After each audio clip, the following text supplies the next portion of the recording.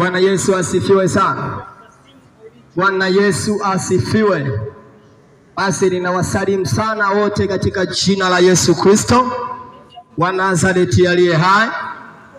Kwa majina naitwa Ibrahim Sharutieli Lefe.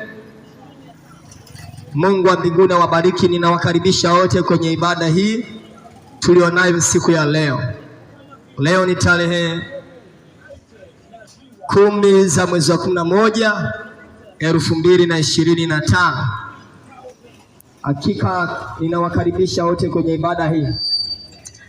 Siku ya leo tutakwenda kujifunza katika kitabu kile cha Nabii Yeremia sura ile ya 17 mstari wa 5 hadi mstari ule wa 9.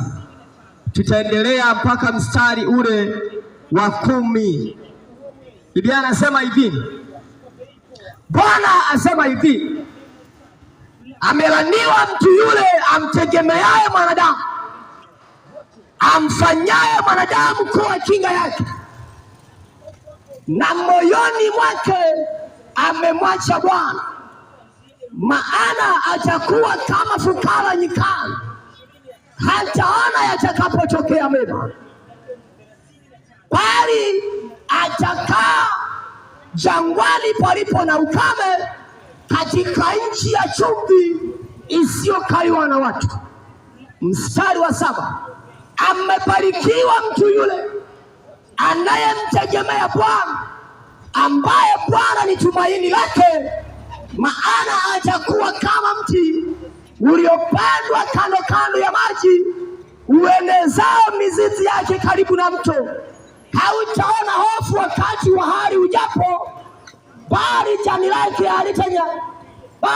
lake litakuwa bichi, wala hautahangaika mwaka wa uchache wa mvua, wala hautaacha kuzaa matunda.